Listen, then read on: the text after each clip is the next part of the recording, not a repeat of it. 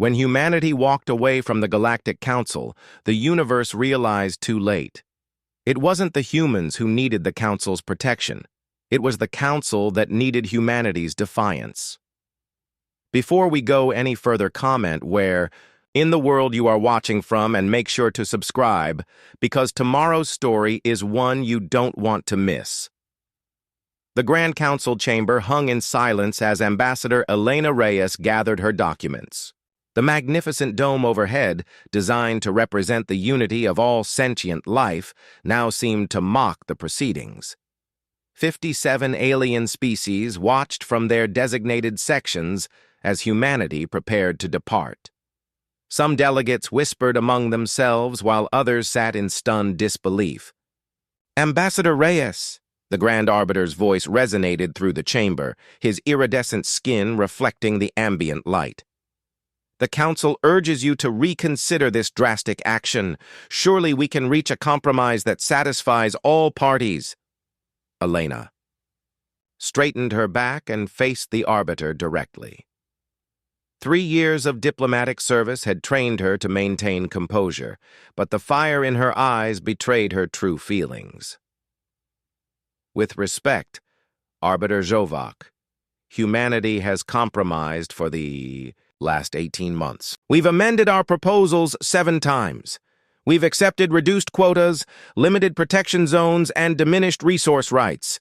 Yet each concession has been met with more demands." The Arbiter shifted uncomfortably in his elevated chair. Behind him, the Galactic Council's inner circle exchanged nervous glances. The Vosgian representative, a crystalline being who had led much of the opposition to human interests, leaned forward. "Humans fail to understand their position," the Vosgian's translator intoned. "You are newcomers to interstellar society. Your culture remains primitive, your technology derivative. The protections we offer are generous considering your development stage." Elena's assistant, Dr. Marcus Way, placed a steadying hand on her shoulder. Without turning, she reached up and gently removed it. The chamber temperature seemed to drop several degrees as she approached the center platform. "Let the record show," she announced, her voice unwavering, "that as of this moment, the United Earth Alliance formally withdraws from the Galactic Peace Accord negotiations. We will return to our territory and reassess our relationship with the Council." 3 weeks passed before the full implications of humanity's departure became apparent to the Council. The first sign came when the algae-based beings of Proxima Centauri 4 requested an emergency session. "The human supply vessels have ceased their routes," the Proximan delegate burbled through its translation device. "Our medical synthesizers require specific Earth minerals. Without these resources, my people face a healthcare crisis within 60 days. Before the session concluded, 17 additional species had registered similar concerns. The integrated galactic economy, built over thousands of years, had incorporated Earth's unique resources with surprising speed. Human innovation, considered derivative by many council members, had nonetheless filled crucial gaps in supply chains across 3 spiral arms of the galaxy. In the private chambers adjacent to the main hall, Arbiter Zhovak consulted with the elder races, those civilizations that had founded the Council millennia ago. "We miscalculated," admitted Councillor Terath, the ancient reptilian representative of the Essus Core hierarchy. His scales had dulled with age, but his mind remained sharp. "Our psychological profiles suggested humans would not abandon negotiations, regardless of pressure. Their social dependency traits should have prevented such isolation." The Arbiters, Aid, a young Phloxian with remarkable diplomatic potential, dared to speak. "Perhaps we failed to recognize that human cooperation isn't born from weakness, but from strength. They choose to work together. They don't require it." The elder races contemplated this insight in uncomfortable silence as reports continued to arrive. The trading hub at Bellatrix had reported a 23% decline in activity. The Antarian defense fleet had lost access to the advanced targeting algorithms only humans seemed capable of designing. Even the beloved entertainment transmissions from Earth had ceased, causing protest gatherings on 12 worlds where alien populations had become devoted followers of human storytelling. While the Council grappled with the economic and social ripples of humanity's absence, a more alarming situation developed at the edges of explored space. The monitoring station at Gamma Draconis detected unusual energy signatures matching those of the ancient and feared Harvester Armada. The Harvesters, a machine intelligence that emerged from a long-dead civilization, appeared every few centuries to collect resources and technology before disappearing back into the void. Their last incursion had devastated 3 systems before the combined Council forces managed to drive them away. The defense grid along the Perseus Arm is incomplete, reported Admiral Kren of the Unified Fleet. The holographic display showed a concerning gap in the detection network. We required human quantum entanglement technology to establish the HFY. Final relay points. Counselor Tarath's assistant leaned forward with obvious concern. That sector contains 17 inhabited worlds, including 3 pre-spaceflight civilizations under Council protection. The Grand Arbiter studied the strategic projections with growing alarm. How quickly can we implement alternative technologies? Conservatively, 8 standard months, replied the Admiral. The human quantum approach bypassed limitations our scientists haven't solved. We based the entire defense network on their innovations. As the Council Security Committee debated emergency measures, a junior diplomat from the Terran section approached the chamber with news. Ambassador Reyes has transmitted a message from Earth. Their long-range observatories detected the Harvester signatures 3 weeks ago. They've been quietly deploying their own defensive measures since then. The Council called an extraordinary full assembly the following day. Representatives from all 57 member species gathered as the Arbiter prepared to address them. The mood was somber, with many delegates showing signs of stress according to their species' physiological indicators. Esteemed colleagues, the Arbiter began. Today, we must confront uncomfortable truths about our conduct toward our human allies. We have reviewed the complete diplomatic record and find that we have failed to honor the core principles upon which this council was founded. A murmur rippled through the assembly. The Arbiter continued, his voice resonating with rare emotion. The humans did not abandon us out of pettiness or immaturity, as some suggested. They withdrew because we denied them the respect and recognition they had earned. We treated them as junior partners while simultaneously depending on their unique contributions. On the main display, data scrolled showing humanity's contributions to galactic society in just the few decades since their inclusion. Medical breakthroughs, artistic innovations, technological adaptations, philosophical insights that bridged ancient divides between incompatible species. Most critically, their defensive preparations against the Harvesters had continued despite their withdrawal from the Council. In 3 years, the Arbiter noted, humans advanced our Harvester detection capabilities by more than the previous 2 centuries of combined Council research. Not because their base technology is superior, it often isn't, but because they approach problems differently. The Vosian representative, who had been humanity's strongest critic, rose to speak. My people believed humans were dangerous because they didn't think like us. We now realize that is precisely what makes them valuable. The human embassy on Alpha Centauri remained staffed by a skeleton diplomatic crew despite the withdrawal from negotiations. It was here that the Council delegation arrived, led by the Grand Arbiter himself, an unprecedented gesture that violated numerous protocols about the Arbiter leaving Council space. Ambassador Reyes received them in the embassy's modest conference room. Earth artwork adorned the walls, and through the viewport, the blue-shifted light of distant Sol was just visible. Ambassador, the Arbiter began, the Council has unanimously voted to accept all original human proposals without modification. We offer formal apologies for our dismissive treatment and recognize Earth as a full Council member with all associated rights. Elena studied the alien dignitaries carefully. And what prompted this change of heart, Arbiter? The harvester detection? The economic impacts? Or perhaps the loss of our entertainment broadcasts? I hear Dancing with the Stars was quite popular on Rigel 4. The Arbiter's translator struggled to convey his expression of humility, an emotion rarely expressed by his species. All factors were considered, Ambassador, but the fundamental realization was more profound. We recognize that diversity in the Council means more than physical differences or varied homeworlds. True diversity includes different ways of thinking, different approaches to solving problems.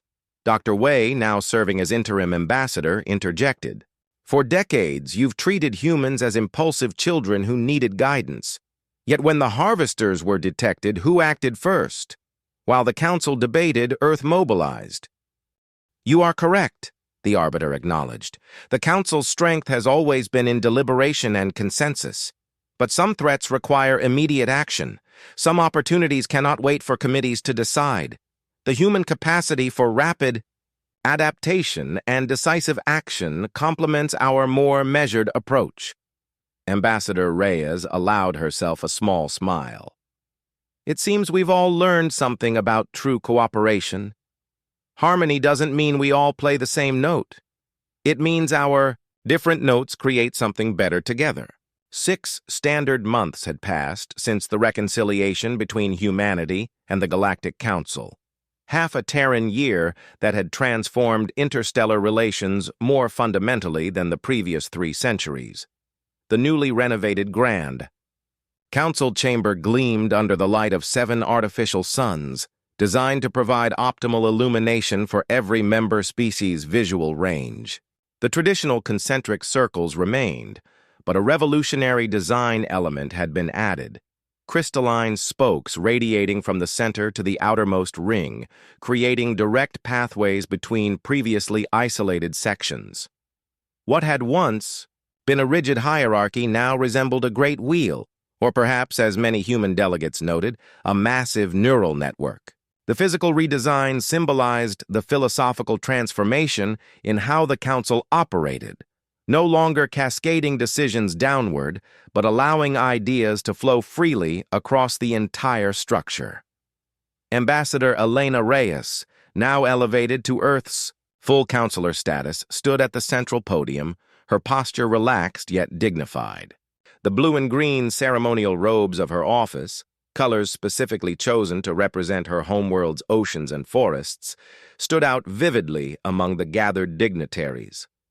Behind her, Dr. Marcus Wei operated a holographic display showing the integrated defense network that now stretched across 3 spiral arms of the galaxy. Representatives from all 57 member species watched with rapt attention, their biosigns displaying what their varied physiologies registered as anticipation. For over 20,000 standard years, Elena began, her voice carrying effortlessly through the chamber's perfect acoustics, the Galactic Council has preserved peace among the stars. This is an achievement beyond measure, one that humanity has come to deeply respect in the brief time we've been part of this interstellar community. But throughout our discussions these past months, we've collectively realized something profound. Peace is not merely the absence of conflict. True. Peace is the presence of justice, mutual respect, and shared purpose. She paused, letting her gaze sweep across the assembly. The elder race's representatives nodded almost imperceptibly, while the newer members leaned forward slightly, their attention completely focused. In the diplomatic section, translators worked feverishly to convey not just her words, but the emotional resonance behind them to species whose communication involved scent, light patterns, or electromagnetic pulses. When humanity withdrew from negotiations last year, it wasn't out of pettiness or impatience, as some suggested. It was because we recognized that true partnership cannot exist where respect is absent. We knew what we could contribute, not just resources or territory, but perspective. The human experience may be shorter than most of yours, but it is uniquely intense. Our species evolved on a world of rapid change and fierce competition, developing adaptability as our greatest strength. Where many council species specialized evolutionarily, we remained generalists, capable of approaching problems from multiple angles. Elena gestured toward the massive viewport where hundreds of vessels could be seen preparing for deployment. The fleet represented the largest coordinated space force ever assembled in Council history, not for conquest, but for protection. Ships of every member species were present, their designs as varied as their creators, yet now unified under a common command structure that balanced Council experience with human flexibility. The Harvester threat continues its approach toward populated space, she continued, her expression solemn. But for the first time in the Council's long history, we face an external danger with truly unified defenses. Human ships now carry Council technologies enhanced by our engineering approaches. Council strategic planning, refined over millennia, guides our tactical innovations. We've discovered that the rapid adaptability of humans combined with the deep wisdom of Council elders creates something greater than either could achieve alone. Dr. Wei advanced the holographic display, showing a detailed rendering of the defensive grid. Brilliant blue points represented the original Council technology, while red nodes indicated human contributions. But most numerous were the purple intersections, places where both approaches had been integrated into something entirely new.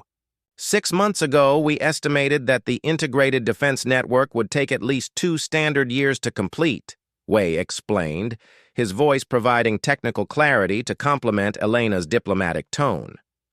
By combining Council resources with human problem-solving methodologies, we completed the primary grid within 4 months. The secondary backups were operational 2 weeks ago. Early detection systems are already tracking Harvester movements with 300% greater accuracy than previous encounters. The Vosian representative, Chancellor Katol, rose from his crystalline seat. His species had been humanity's most vocal critic. During the earlier negotiations, dismissing Earth's contributions as insignificant and demanding disproportionate concessions. Now, in a gesture that sent murmurs through the assembly, he approached the central platform and requested permission to address the Council alongside Councillor Reyes. The gesture itself was unprecedented. Vosians traditionally avoided physical proximity to other species, considering it beneath their dignity. Esteemed colleagues, Katol's translation device rendered his complex crystalline vibrations into standard speech. The Vosian hierarchy has existed among the stars for 11,000 years. My own lineage traces its governance back 42 generations. Yet in our longevity, we grew rigid in our thinking, like crystal that becomes brittle without proper annealing. He turned his faceted form toward Elena, light playing off his surfaces in what Vosian body language expressed deep respect. The humans reminded us of something we had forgotten, that wisdom includes recognizing when to change. My people once dismissed humans as dangerously unpredictable. We now understand that this very trait, their resistance to becoming fixed in their methods, is precisely what makes them invaluable partners. From his elevated position, Grand Arbiter Zhovak observed the proceedings with quiet satisfaction. The integration of human perspectives hadn't been without challenges. They remained frustratingly unpredictable in many ways, prone to questioning established procedures and suggesting unorthodox solutions. Just last week, a human engineer had proposed modifying the Council's standard communication protocols in a way that initially seemed chaotic, but ultimately increased transmission efficiency by 27%. Such constant innovation was exhausting to many traditional Council members, yet the benefits had been immediate and undeniable. Reports from the outer systems confirmed that the combined defensive network had already diverted the Harvester Scout vessels from their original approach vector. The machines, seemingly confused by the unfamiliar defense patterns, had adjusted their course 3 times in apparent search for vulnerabilities. This alone represented a significant victory. In previous incursions, the Harvesters had maintained relentlessly straight paths toward populated systems, impervious to defensive measures until they reached their targets. The assembly continued with reports from various committees, but with a notable difference from previous council sessions, where once each species had reported separately on their designated areas of responsibility, the new integrated committees included representatives from multiple worlds. The Defense Committee now featured the tactical brilliance of the score alongside human ingenuity. The Cultural Exchange Division paired the artistic traditions of the Medusan cloud dwellers with Earth's diverse creative expressions. The Science Directorate combined the patient, millennia-spanning research approaches of the elder races with humanity's propensity for intuitive leaps and cross-disciplinary connections. As the formal session concluded, the chamber transformed for the evening's diplomatic reception, another innovation suggested by the human delegation. Traditional council meetings had ended with representatives immediately returning to their species-specific enclaves, reinforcing separation rather than unity. Now, the central area reconfigured into an adaptable social space with environmental zones suited to every member's physiological needs. Atmospheric barriers thin enough to allow visual connection, but substantial enough to maintain different gaseous compositions, temperature gradients that transitioned gradually between extremes, and gravity plates that adjusted automatically as representatives moved through the space. The Arbiter approached Councilor Reyes privately as she sampled a synthetically reproduced version of Earth wine, a beverage that had become surprisingly popular among oxygen-breathing species across the Council. Several diplomatic attachés had established a modest viniculture industry on suitable colony worlds, attempting to recreate the subtle complexity that Earth's unique soil composition provided. Councilor Reyes, may I join you? The Arbiter's resonant voice carried the formal politeness that had characterized his species for millennia, but there was a new note in it, something almost warm. Elena gestured to the space beside her. Of course, Arbiter Zhovak. I was just admiring how far we've come in such a short time. The Arbiter's iridescent skin rippled in what humans had learned was an expression of thoughtful agreement. There is an ancient saying among my people, the strongest metal is forged from different elements. For 10,000 years I have recited this wisdom in diplomatic functions across the galaxy, but I never truly understood its meaning until these past months. He gestured subtly toward the gathering, where dozens of interspecies conversations flowed with newfound ease. The hierarchical formality that had dominated council interactions for eons had softened, replaced by a more dynamic exchange of ideas. In one corner, a human xenobiologist was engaged in animated discussion with a Medusan philosopher about the nature of consciousness. Nearby, a group of Antarian engineers huddled with their human counterparts over holographic schematics for a new class of hybrid vessels. You know, Elena said thoughtfully, on Earth, we have a saying that feels remarkably similar to yours. Diversity is strength. It seems some wisdom is universal, even if it took us a crisis to fully recognize it. The Arbiter made a sound that Elena's translator rendered as a gentle laugh. Perhaps wisdom itself is universal, but each species must discover its application in their own way. My people have lived for so long that we sometimes forget the value of seeing things anew. Across the chamber, Dr. Wei was introducing a group of council historians to the human concept of role-playing games. A surprisingly effective diplomatic tool that helped different species understand each other's perspectives by temporarily adopting different viewpoints. The technique had already resolved 3 territorial disputes that had remained deadlocked for centuries. You should know, the Arbiter continued, his voice lowered to a private register, that the Council's inner circle has unanimously approved the Human Perspective Initiative. Starting next cycle, every major council department will incorporate human consultation teams, not merely as token advisors, but as integral components of our decision-making process. Elena's eyebrows raised slightly, the only indication of her surprise. The inner circle rarely moved so quickly on structural changes. That's unprecedented, Arbiter. Indeed. Just as unprecedented as a species withdrawing from peace negotiations, only to continue protecting Council worlds against external threats. His skin shimmer intensified, the equivalent of a knowing smile. Some among the elder races suggested your withdrawal was a calculated move to demonstrate your value. Elena took another sip of her wine, neither confirming nor denying the assessment. Calculated or not, the outcome has benefited everyone.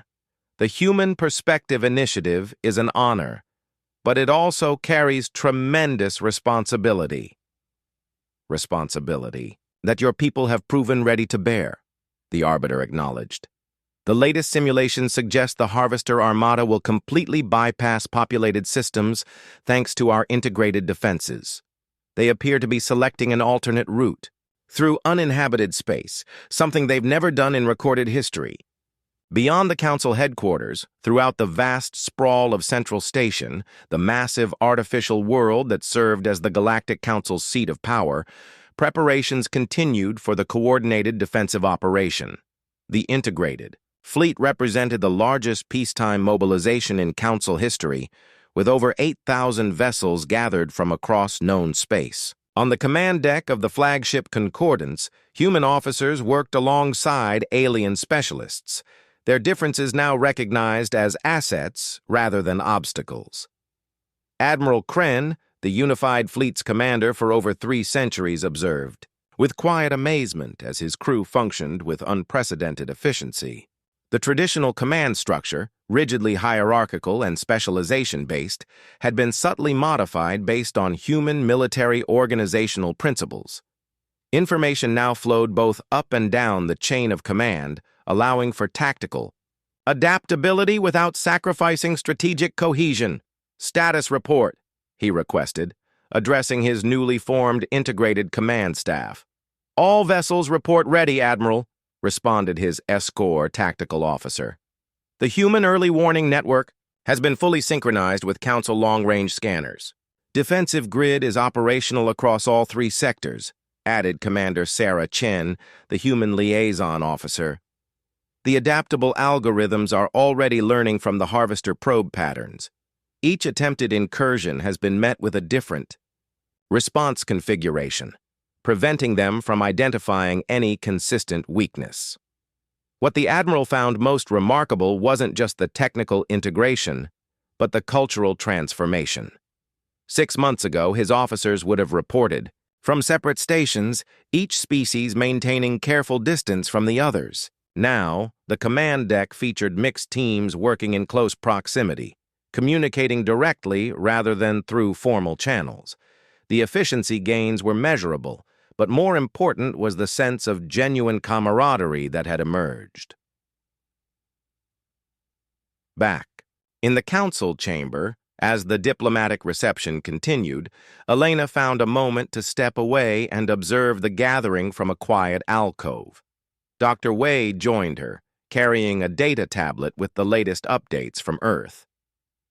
The Council subcommittee has approved our proposal for the Galactic Academy, he reported with barely contained excitement. Construction begins next month on Mars. The first exchange students will arrive within the year. Elena smiled. The Academy had been one of humanity's most ambitious proposals during the original negotiations, a truly integrated educational institution where all Council species could learn together rather than in the separate, specialized academies that had been the norm for millennia. The Council had initially dismissed the concept as naively idealistic. Now, it was becoming reality. And what about the agricultural initiative? She asked, knowing this project was particularly dear to Marcus's heart. His expression brightened further. Beyond expectations. The Proximan algae human crop hybridization program has yielded the first viable specimens. Early tests suggest they can grow in environments hostile to both parent species. If the full-scale trials succeed, we're looking at potential food sources for colony worlds previously considered uninhabitable. This represented the true promise of integration, not merely cooperation for defense or trade, but the creation of entirely new possibilities that neither humanity nor the Council could have achieved independently. The combined knowledge base was yielding innovations at a pace unprecedented in Council history. As the evening progressed, Elena found herself drawn into conversations with representatives from dozens of worlds, each eager to discuss potential collaborations. The Antarians were particularly interested in human artistic expressions, having discovered that Earth music stimulated novel neural pathways in their crystalline minds. The aquatic Nereid delegation sought human insight on adapting to changing environments, an area where Earth species had developed remarkable expertise through necessity. Even the enigmatic Quantum Collective, rarely engaged in biological affairs, had sent observers to study what they termed the human capacity for cognitive discontinuity, apparently a reference to humanity's ability to make intuitive leaps beyond strict logic. As the gathering began to wind down, Elena made her way toward one final diplomatic engagement, a meeting with representatives from 3 pre-spaceflight civilizations recently placed under Council protection. Traditionally, such emerging species received minimal Council interaction until they developed independent FTL capability. But the human delegation had advocated for a more supportive approach, arguing that carefully managed cultural exchange could benefit both established and emerging civilizations. Councillor Reyes greeted the representative from Proxima Centauri, IV, their translator rendering their bubbling speech into standard language. "My people wish to formally thank humanity for your interventions on our behalf. The medical technologies you shared have already reduced suffering significantly." "We're happy to help," Elena responded warmly. "Earth went through similar challenges during our development. We believe strongly that advancement shouldn't require each species to repeat the mistakes of others." This philosophy, controversial among Council traditionalists who believed each civilization needed to find its own path without interference, had been gradually gaining acceptance. The measurable benefits were becoming difficult to ignore as protected worlds showed accelerated development across various metrics without corresponding cultural disruption. As the reception finally concluded, Elena returned to her quarters in the Earth diplomatic compound. Through her viewport, she could see the vast expanse of space dotted with the lights of thousands of ships preparing for their coordinated mission. Among them were vessels of human design, their distinctive configurations standing out among the more established Council aesthetics. She activated her personal communication array, connecting to a private channel back to Earth. The face of United. Earth President Catalina Ochoa appeared, her expression expectant. "Madame President," Elena reported, "the Council has formalized all our agreements. The Integrated Defense Initiative is fully operational, and the Harvester threat appears to be diverting. More importantly, the Human Perspective Initiative has been unanimously approved. We're no longer just a member species.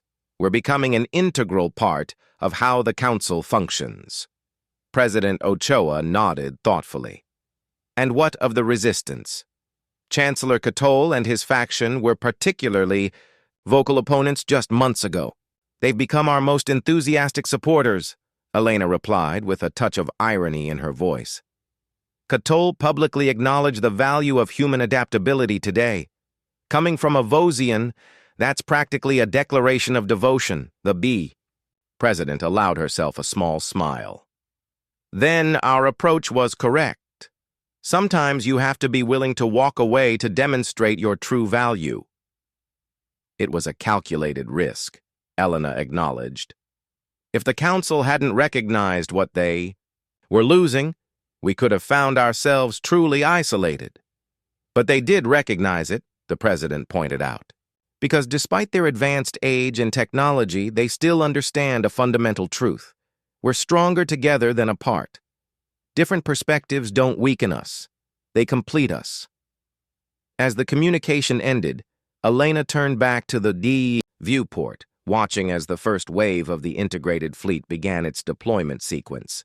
The stars stretched before them, not as territory to control or resources to exploit, but as a shared frontier where all their unique perspectives would be needed for the challenges and discoveries ahead. The crisis that had begun with humanity's withdrawal from peace talks had transformed into something none had anticipated, a true beginning for a more inclusive, adaptive, and resilient galactic community. Human and alien, ancient and young, cautious and bold, the dichotomies that had once divided them now formed the foundation of their shared strength. The galaxy itself seemed to shine a little brighter with the promise of what they might accomplish together.